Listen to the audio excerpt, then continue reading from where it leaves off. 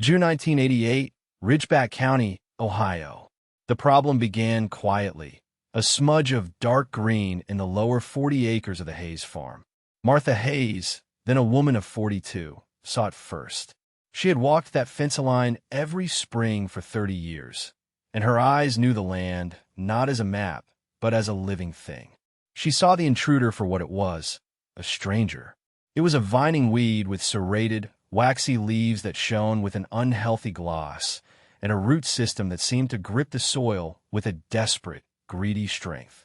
The old-timers had no name for it, which was a bad sign. Things without names were things that did not belong. By 1995, it had a name. The county extension office, after sending samples to the state university, called it Acinettia toxicum, but everyone in Ridgeback County just called it cinderroot. The name was fitting. Where it grew, it left the earth looking scorched and barren. It choked out the timothy and the clover. It climbed the fence posts. Its deep rhizomes secreted a phenol that was mildly toxic, inhibiting the growth of everything around it. Cattle that grazed on it developed sores in their mouths and lost weight. A few calves, born to mothers who had ingested too much, were stillborn. It was a patient, relentless poison. Over the next 2 decades, the county tried to fight it. They recommended tilling, but that only chopped the rhizomes into smaller pieces, each one sprouting into a new plant. They tried controlled burns, but the cinder root's deep, fleshy roots were insulated by the soil, and it grew back thicker than before, thriving in the ash-rich ground. Finally, they turned to chemicals. A man from AgriCorp named Mr. Davies came to a town meeting with a PowerPoint presentation and a 5-year plan. He sold the farmers drums of a proprietary herbicide called Rootkill 7. It cost a fortune. For a year, Rootkill 7 seemed to work. The cinder root turned a sickly yellow and withered. But the herbicide was indiscriminate. It killed the clover and the alfalfa, too. It seeped into the water table. The soil became hard and lifeless, a compacted clay that shed water instead of absorbing it. In the next spring, after the chemical's potency had faded, the cinder root returned. It was weaker at first, but it was there as survivor. Within 3 years, it had reclaimed all the ground it had lost, and the farmers were left with poisoned soil, depleted savings, and the same problem they started with. They had fought a war of chemistry and lost. Martha Hayes had watched all of this from her 200-acre farm on the county's western edge. She had never bought the Rootkill 7. She never plowed the lower 40 where the cinder root was thickest. She simply ceded the land to the weed. She moved her small herd of cattle to the upper pastures. At the co-op, the other farmers, men like Dale and Earl who had known her father, would shake their heads. They saw her inaction as surrender, a quiet failure. They saw her small, scruffy herd of goats as a hobby, not a serious agricultural endeavor. Her goats were the source of much local amusement. She had nearly 200 of them. They were not the popular Boer goats bred for meat, nor the elegant Nubians known for their milk. They were a strange, hardy breed her family had kept for generations, a line of animals they called Briarhearts. They were smaller than most breeds, with shaggy coats of brown, black, and gray. They were nimble and wiry, with intelligent, unsettlingly calm eyes. To the other farmers, they looked like a herd of runts. They were, in the parlance of modern agriculture, inefficient. They produced little milk, and their meat was lean and gamey. They were, as Dale once said over coffee at the diner, 180 pounds of pet. The fact that Martha kept 200 of them was seen as an eccentricity, the lonely habit of an old woman who had inherited a farm she could no longer properly manage. By the spring of 2018, the cinder root was no longer a problem. It was a crisis. It had infested nearly a third of the county's pasture land. The price of local hay had doubled. Several dairy farms had gone under. The state declared Ridgeback County an agricultural disaster area. This brought a new wave of experts, this time led by a man named Dr. Alan Carver from the State University's Department of Agronomy. Dr. Carver was a man in his late 30s, sharp, confident, and armed with a tablet computer and a drone.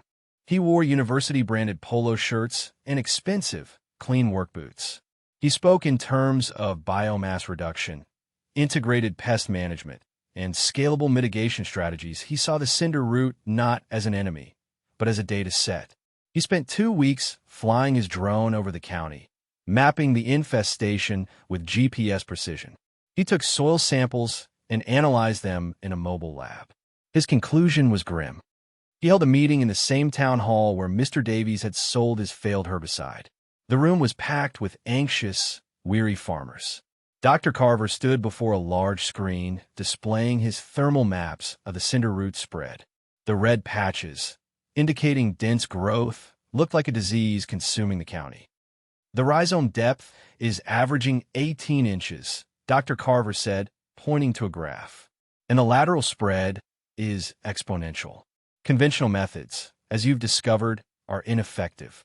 The plant has developed a significant tolerance to glyphosate-based herbicides. He explained that the only viable solution was a new, experimental chemical compound, one that would require multiple applications over 3 years. It would also require the treated land to lie fallow for 5 years after the final application to allow the soil to recover from the chemical's potent, lingering effects. The cost, he admitted, would be substantial. A low-interest government loan program was being arranged. It was a death sentence for the small farms. Taking a third of their land out of production for 8 years was unthinkable. It meant selling off herds, taking on crippling debt, and praying the solution worked this time. The room was quiet, the air thick with the smell of despair. After the meeting, Dr. Carver was tasked with visiting every affected farm to document the extent of the infestation for the state report. His tour eventually brought him to the Hayes farm. He drove his clean university pickup truck down Martha's long gravel driveway, past the old but meticulously maintained 1972 John Deere 4020 tractor that sat in the barn. He saw the lower 40, a solid, unbroken sea of glossy green cinder root. It was one of the worst infestations he had mapped. Martha met him on the porch of her simple, white-painted farmhouse. She was 68 years old now. Her hair was gray and tied back in a practical bun. Her hands were gnarled from a lifetime of work, but her eyes were clear and direct. She wiped her hands on her apron and watched him approach. "Martha Hayes?" he asked, extending a hand. "Dr. Alan Carver, from the university." She shook his hand. Her grip was firm. "I know who you are," she said. It was a statement, not a welcome. "I need to take a look at your lower pasture," he said, already pulling out his tablet. "For the state report. It appears you have a significant infestation." "I have cinder root," she corrected him. "It's been there for 30 years. Dr. Carver gave a sympathetic, professional smile. "Yes, well, it's reached a critical point for the whole county.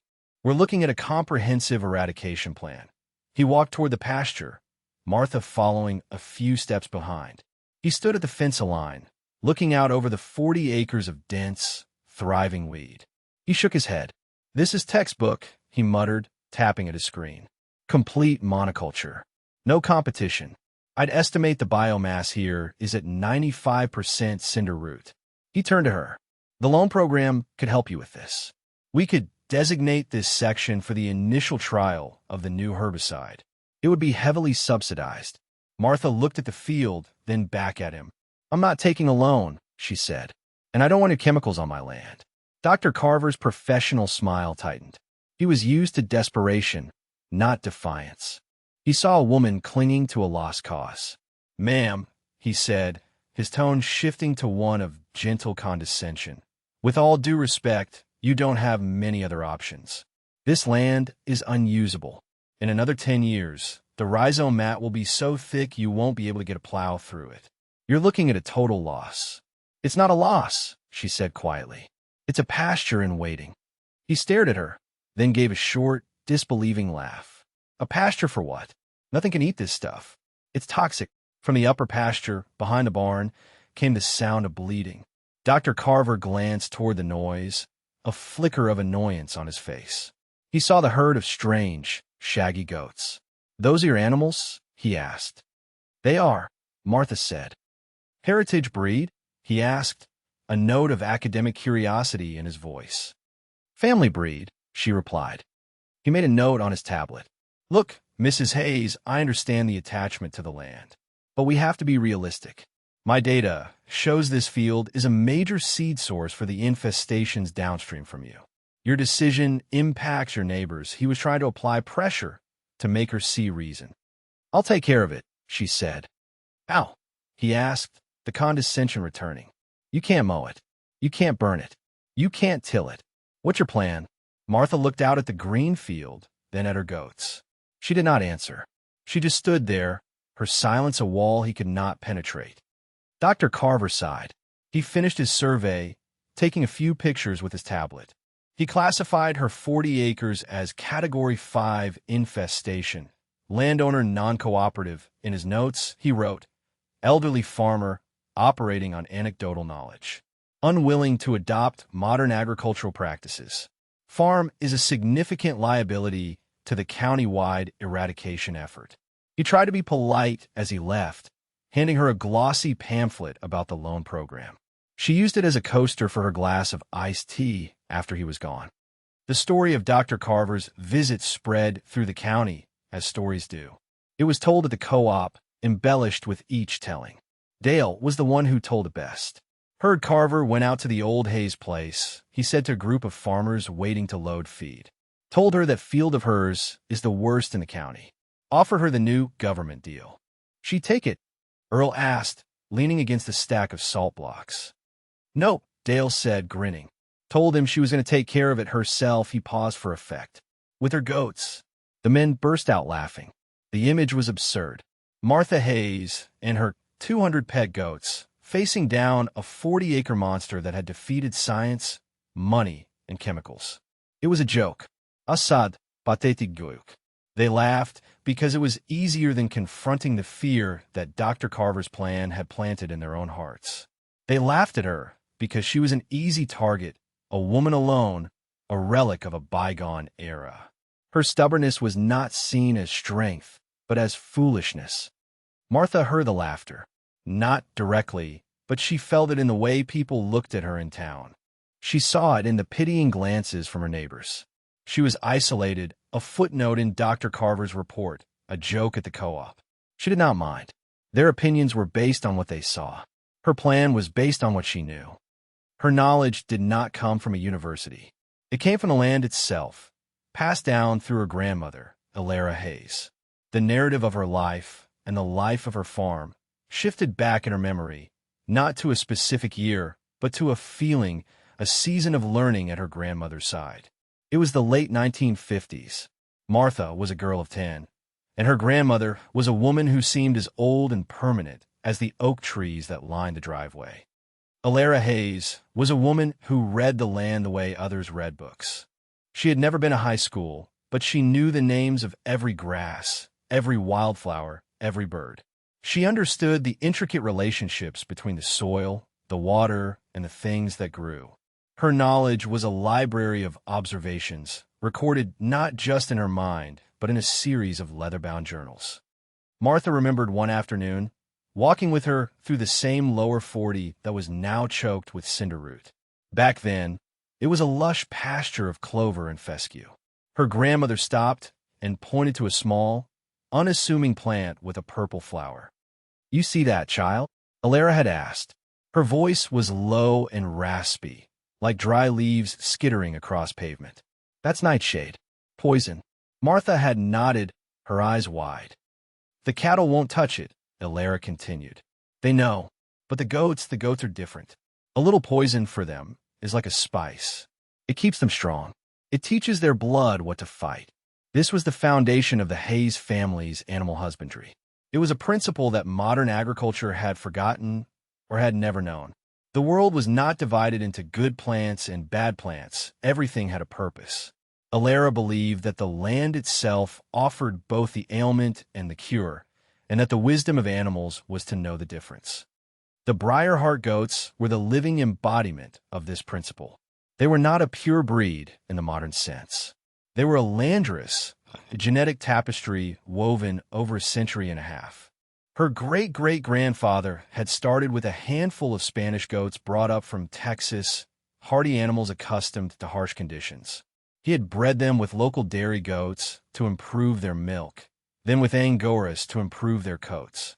But the guiding principle of the breeding program was never about production. It was about resilience. Alara was the one who had perfected it. She kept meticulous records in her journals. She noted which goats browsed the widest variety of plants. She selected for animals with strong livers and robust digestive systems. She would observe which nannies taught their kids to nibble on bitter weeds and thorny bushes. These were the animals she kept, the ones she bred. She was not selecting for muscle mass or milk yield. She was selecting for knowledge, an instinctual wisdom that was passed from mother to kid. One journal, dated 1934, held the key. Martha had read the entry 100 times. Her grandmother had first encountered the cinder root, or something very much like it, after a long drought. A small patch had appeared near the creek. It was an unknown plant, and like Martha would do 50 years later, Alara observed it with caution. October 12, 1934, the entry began, the cursive script neat and precise. The new weed is a stubborn thing. I pulled it, but the root broke. It smells of burnt sugar and damp earth. The milk cows avoid it, walking a wide circle around the patch. Old Bessie, the Jersey, got a bit of it by mistake, and her milk was bitter for 2 days. This is a plant with a strong opinion. The next few entries tracked the weed's slow spread. Then came the critical observation. November 3rd, 1934. The goats are curious. The old doe, the one I call Cinder, has been nibbling the leaves. Just a few at a time. She chews it slowly, thoughtfully. She does not sicken. Her kids watch her. They are learning. I will keep an eye on her line. The land has offered a new question. The animals will find the answer. That was the core principle. The land asks a question, and the animals, if allowed, will find the answer. For the next 30 years, Alara had conducted a slow, patient experiment. She did not force the goats to eat the cinder root. She simply allowed them to. She bred the ones who showed a tolerance for it, who seemed to seek it out in small quantities. She was not breeding an immunity in the scientific sense. She was cultivating a behavior, a culture within the herd. The goats learned that the cinder root, in small doses, was not a poison but a medicine. The plant's mild toxins, what Alara called its opinion, seemed to purge them of internal parasites. The goats that ate it were healthier, their coats glossy. When Martha took over the farm, she continued the practice. She maintained the closed herd of Briarhearts, keeping the genetic line pure and the learned behavior intact. She saw the spread of cinder root in the lower 40 not as a catastrophe, but as the land asking a very loud question. The time for nibbling was over. The time for feasting was about to begin. The knowledge was all there, in a wooden chest in the attic. A dozen leather-bound journals, filled with her grandmother's observations and her father's careful notes. They were a record of the farm, a conversation between generations. They contained drawings of plants, soil maps, and detailed genealogies of the Briarheart goats. One page had a pressed cinder root leaf taped to it. Its color faded to a dull brown. Beside it, Alara had written, "The poison is in the dose. The cure is also in the dose. The goat knows the measure." This was the physical manifestation of her knowledge. It was not data on a tablet. It was wisdom pressed into paper, bound in leather, and stored in the heart of the farmhouse. It was this knowledge that gave her the quiet confidence to face Dr. Carver and the ridicule of her neighbors. They saw a field of weeds. She saw a table set for her herd. They saw a problem to be eradicated. She saw a balance to be restored. And so, in the first week of June, after Dr. Carver had filed his report and the laughter at the co-op had subsided to a low murmur of pity, Martha Hayes began her work. She did not seek approval or announce her intentions. She did this quietly. Her first task was to prepare the tools. She went to the barn, to the corner where her fencing supplies were neatly stored. She pulled out rolls of electric netting, the kind used for rotational grazing. It was Gallagher brand, the premier 48-inch model, with 12 horizontal strands and vertical struts every 6 inches. The plastic step-in posts were white and sun-faded but still strong. She had 50 sections, enough to create a 1-acre paddock. Next, she inspected the Energizer. It was a Solar S40, a small but powerful unit. It had a built-in solar panel and a 6-volt battery. She cleaned the panel with a soft cloth and checked the battery terminals for corrosion. She tested it with a fence tester, a small device with a flashing light. The light blinked brightly, a steady pulse of 7,000 volts. It was enough to deliver a sharp, memorable shock, a lesson in respect for boundaries. Her unconventional tools were not just the goats themselves, but the system of management she employed. The other farmers, with their vast, permanent pastures, saw fencing as a noun, a static thing. For Martha, fencing was a verb. It was the act of shaping the land, of directing the appetites of her herd with precision. Her tools were not brute force, but control, not chemistry, but biology. She loaded the fencing and the energizer into the bed of her old 1986 Ford F-150, a truck she had maintained herself for 30 years. The engine turned over with a familiar, reliable rumble. She drove down the lane to the edge of the lower 40, the sea of cinder root. The air was thick with a weed's strange, sweetish smell. The process was deliberate and methodical. She began in the northeast corner of the field, the highest point. She knew from her grandmother's journals that it was best to work from high ground to low ground, to let gravity and drainage work with her, not against her. She walked the perimeter of what would be the first paddock, her boots crushing the waxy leaves of the cinder root. She paced it out, 1 acre exactly. Then, she began to set up the fence. She unrolled the first section of netting. She pushed the first step-in post into the soft earth with the heel of her boot. She walked the line, unrolling the netting and pushing in a post every 10 feet. The work was rhythmic. Unroll, step, push. Unroll, step, push. Her movements were economical, honed by years of practice. She did not rush.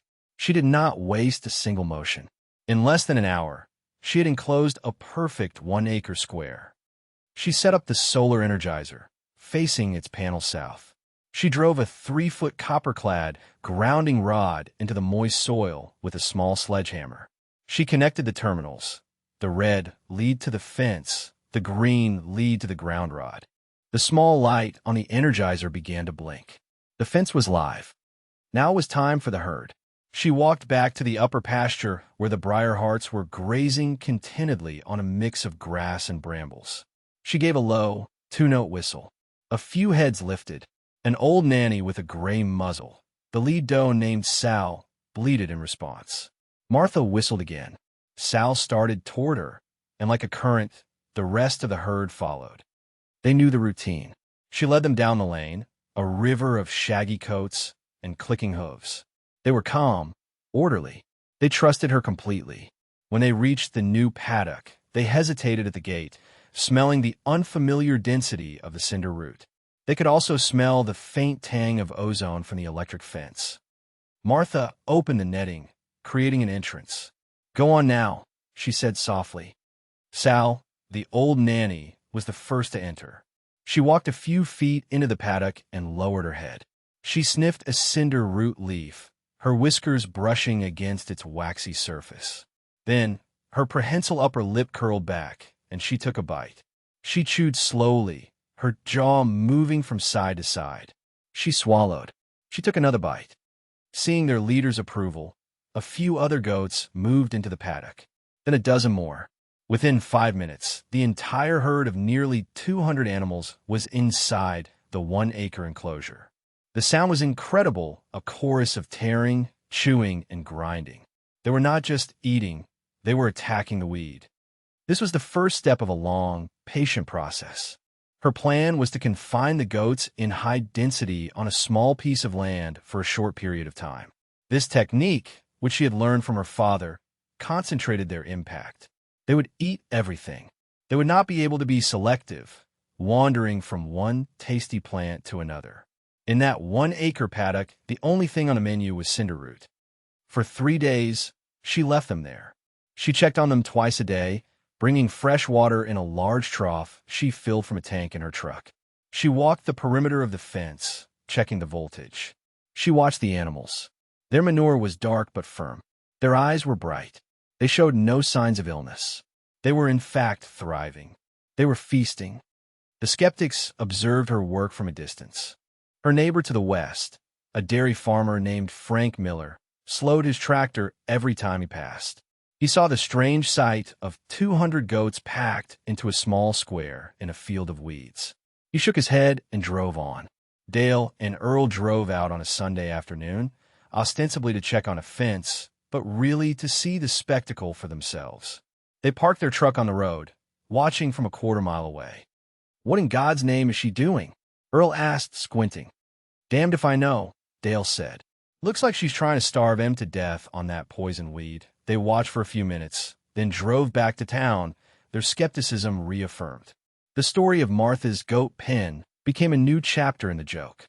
They were certain she had finally lost her mind. Dr. Carver also saw it. He was in the county for a follow-up meeting and made a point of driving past the Hayes farm. He saw the paddock. He was not amused. He was concerned. He saw it as animal cruelty, forcing livestock to eat a plant known to be toxic. He made a note to call the County Humane Society if it continued. He saw a foolish old woman engaged in a desperate, nonsensical act. His data, his science, his entire worldview told him that what she was doing was not only pointless but dangerous. On the morning of the fourth day, Martha moved the herd. The 1-acre paddock was a scene of devastation. The cinder root was gone. The goats had stripped every leaf, chewed every stem down to the ground. The earth was trampled and fertilized by their droppings and urine. It looked like a muddy, barren wasteland. But Martha knew better. She looked closely at the ground. She saw that the goats' sharp hooves had broken up the hard topsoil, aerating it. Their manure and urine were a rich, concentrated dose of nitrogen and organic matter. And most importantly, with the leafy tops gone, the cinder root's deep rhizomes had been forced to expend a massive amount of energy to survive. They were weakened. She dismantled the fence with the same methodical pace she had used to set it up. She rolled the netting, pulled the posts, and loaded everything back in her truck. Then, she set it all up again in the adjacent acre. By noon, the goats were in their new paddock, once again feasting on a fresh stand of cinder root.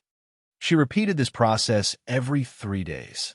Acre by acre, she moved her herd across the face of the lower 40.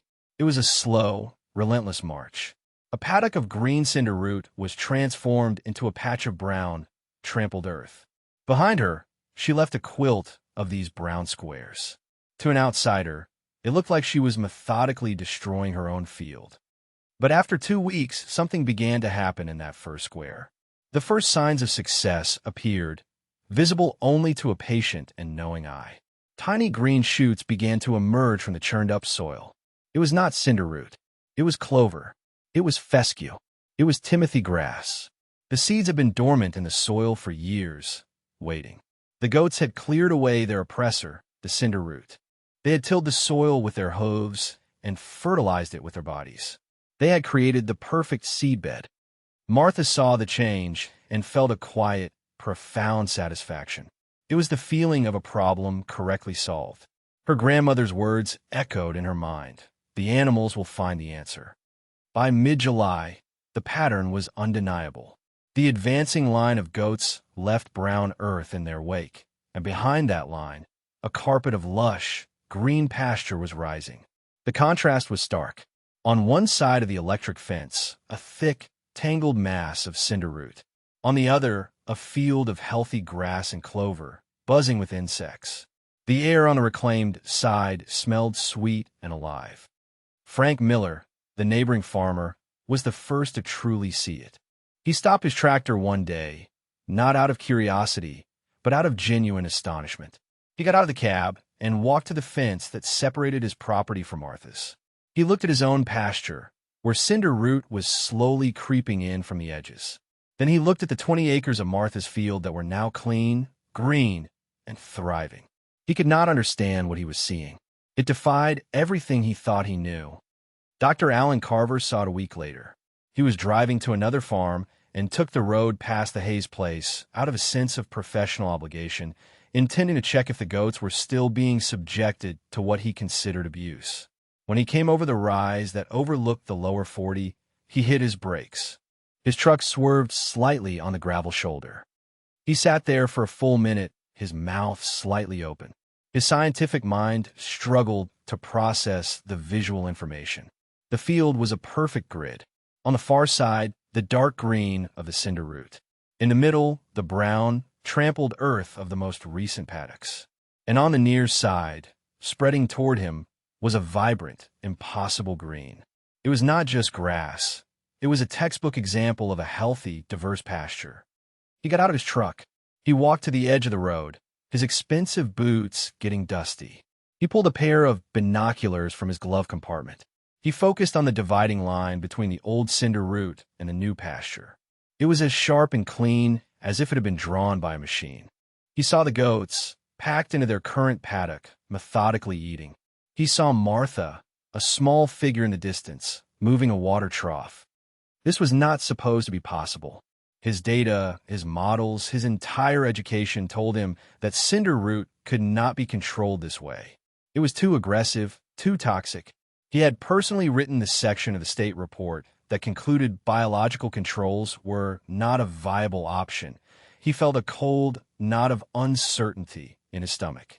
It was the feeling of a man whose entire belief system had just been contradicted by reality.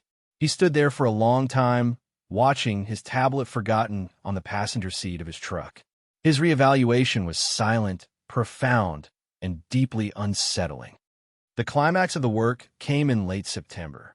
Martha had been moving the goats across the field for over 100 days. The final paddock was in the southwest corner, down by the creek. The day she took down the fence for the last time was quiet and unremarkable. The goats, finished with their work, wandered up to their old pasture, leaving behind them a transformed landscape. The entire 40 acres were clear. The cinder root was gone. In its place was a field of pasture, so healthy it looked almost artificial. The clover was thick, the grasses were deep green. The soil, which had been compacted and lifeless, was now dark, crumbly, and rich with organic matter. The success was absolute and undeniable. The quantification of this success was simple but staggering. Martha had reclaimed 40 acres of unusable land in 112 days. She had spent nothing on chemicals, nothing on fuel for a tractor, nothing on seed. Her only cost was the fencing supplies she already owned and her own physical labor. Dr. Carver's proposed chemical solution for the same 40 acres had been estimated to cost the government and the landowner over $80,000, and it would have left the field barren for 5 years. Martha had done it for almost nothing, and the result was not a sterile, recovering field, but a pasture that was more fertile and productive than it had been in half a century. The math did not require a pencil. The news of what had happened on the Hayes farm moved through the county, but this time it was not a joke. It was a legend. The men at the co-op no longer laughed. They spoke of it in hushed, respectful tones. Frank Miller told everyone who would listen about the miracle he had witnessed over the fence. The narrative had shifted. Martha Hayes was no longer the crazy old goat lady. She was the woman who had solved the cinder root. A week after she finished, Dr. Alan Carver's truck appeared in her driveway again. This time, he did not park with the confident air of an expert. He parked quietly, and he sat in the cab for a few moments before getting out. He was not wearing his university polo shirt. He wore a plain work shirt and jeans. His boots were scuffed. He looked humbled. Martha was on her porch, mending a tear in a canvas tarp. She watched him approach, her needle moving with a steady, even rhythm. He stopped at the bottom of the porch steps. "Mrs. Hayes," he began. He looked out at the transformed field, then back at her. The words did not come easily. "I came here to say I was wrong." The acknowledgement hung in the air between them. It was a simple, powerful statement. There was no excuse, no attempt to explain away his previous assessment. It was a direct admission of error. Martha stopped her sewing. She looked at him, her expression unreadable. She gave a single, slow nod. She did not say, "I told you so." She did not gloat. The vindication she felt was a quiet, internal thing, as deep and steady as the roots of her grandmother's oak trees. She had no need for his apology, but she respected the courage it took for him to offer it. "I have to understand," he said, his voice earnest. "My report, my research, everything I know said this was impossible. That plant is toxic. How did your goats eat it? Why didn't they get sick? This was the question she had been waiting for. It was not a challenge, but a genuine request for knowledge. For her answer, she did not use words. She stood up, set aside her mending, and said, "Come inside." She led him not into the kitchen for coffee, but up the narrow, creaking stairs to the attic. The air upstairs was warm and smelled of old wood and dried lavender. She walked to the far end, to a large wooden sea chest that sat beneath a dusty, circular window. She lifted the heavy lid. Inside, nestled in yellowed linen, were the journals. She lifted out the one from 1934, its leather cover worn smooth with time. She handed it to him. "The answer is in there," she said, "in the 100 years of breeding that came before it." Dr. Carver took the journal with a reverence he usually reserved for first edition scientific texts. He opened it carefully. He saw the elegant, looping script. He saw the pressed leaves, the hand-drawn maps, the detailed notes on animal behavior. He began to read the entries about the new weed and the old doe named Cinder. Martha then explained the core principle of her family's method. She told him about her grandmother Alara and her belief that the land provided both the poison and the cure. She explained that the Briarheart goats were not just a breed. They were a living library of knowledge. For generations, they had been selectively bred for their ability to tolerate and even utilize the toxins in plants like cinderroot.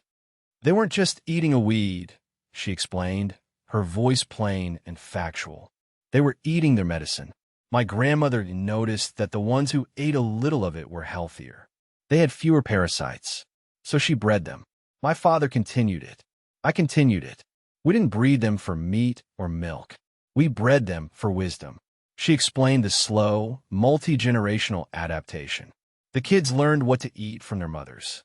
Their digestive systems, over decades, had developed a unique microbiome capable of breaking down the cinderroot's specific alkaloids.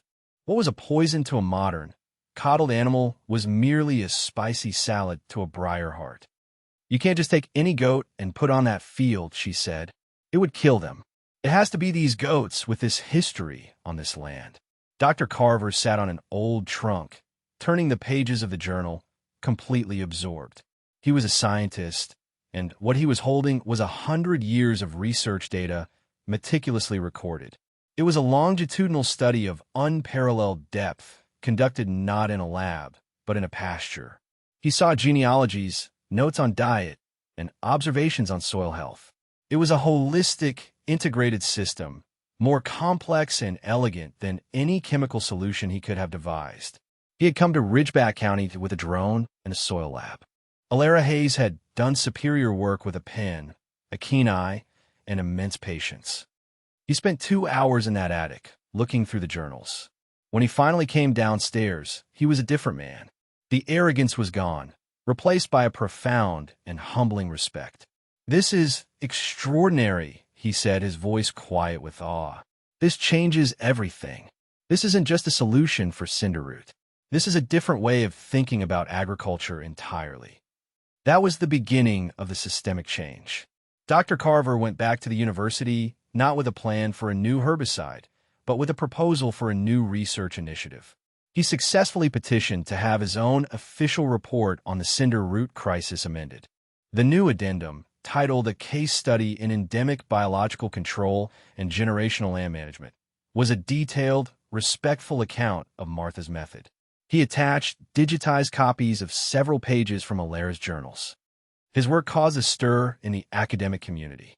He argued that the state should not be investing in chemical solutions, but in identifying and preserving heritage breeds like the Briarhearts and the generational knowledge of the farmers who kept them. He secured a grant, not for a chemical company, but for a heritage genome and knowledge preservation project. The first action of the project was to formally recognize the Briarheart goat as a unique and valuable landrace breed. The second was to offer subsidies to farmers not to spray their fields, but to hire Martha Hayes and her herd. The following spring, a new kind of truck rolled down Martha's driveway. It was not a feed truck or a university pickup. It was a livestock trailer from the Miller farm. Frank Miller, her neighbor, was the first to sign up for the program. He stood on her porch, hat in hand, and asked if she would be willing to bring her goats over to his place to clear a 20-acre field that was thick with cinder root. Martha agreed. Her price was not in dollars. It was a share of the reclaimed pasture's hay for the next 2 years and 2 of his best Jersey calves. It was a trade based on the old ways, a currency of land and life. For the next 5 years, Martha and her herd became the saviors of Ridgeback County. They moved from farm to farm, a quiet, methodical army, eating the poison and leaving fertility in their wake. The red patches on Dr. Carver's infestation map began to shrink 1 acre at a time. The Briarheart goats, once a local joke, became a symbol. They represented a wisdom that the modern world had been in a hurry to forget. They were living proof that the oldest solutions are sometimes the most advanced. The sight of Martha's old Ford truck, followed by her river of shaggy goats, became a celebrated part of the local landscape. The electric netting and the solar charger became the tools of a new, yet ancient, kind of agriculture. The new normal settled over the county. The cinder root was no longer a crisis. It was a manageable nuisance, a reminder of a lesson hard learned. The Hayes farm became a place of pilgrimage for students of agriculture, for veterinarians, for soil scientists. They came to see the healthy pastures and to talk to the quiet woman who had made them. One of these visitors was a young man named Ben Carter, a newly graduated veterinarian with a specialty in ruminant health. He had read Dr. Carver's paper and had been fascinated. He came to the farm initially just to take blood samples from the goats for the university's genome project, but he found himself drawn to Martha's quiet competence. He started visiting regularly, asking questions not just about the goats' health, but about their history, their behavior, and the journals in the attic. He was quiet and observant, and he listened more than he talked. He reminded Martha of her own father. He showed a genuine respect, not just for her, but for the knowledge she carried. He spent hours in the attic, carefully reading every journal, not with the frantic discovery of Dr. Carver, but with the patient attention of a true student. He began to help her with the daily work, mending fences, hauling water, learning the rhythms of the herd and the land. One cool autumn evening, as they sat on the porch watching the goats graze in the now famous Lower 40, Martha made a decision. She went inside and came back with one of her grandmother's empty journals, its pages crisp and white. She handed it to Ben. "My grandmother taught my father," she said. "My father taught me. I don't have any children to teach." She looked at him, her gaze clear and steady. "But this knowledge doesn't belong to my family. It belongs to the land, and the land needs someone to keep listening." Ben took the book. He understood the weight of the gesture. It was not just a gift. It was a responsibility, a passing of the torch. He was being asked to become the next link in the chain, the next steward of this quiet, powerful wisdom. "I'll do my best," he said, his voice thick with emotion. Martha simply nodded, a flicker of a smile on her lips. She had passed the knowledge to a successor, ensuring that the conversation between the land, the animals, and the people would continue. The legacy was secure. Some things do not become obsolete. They are not forgotten because they are wrong, but because people become deaf to the questions the land is asking. They just wait patiently in the soil, in the blood of an old herd of goats, in the pages of a dusty journal, for someone to remember how to listen.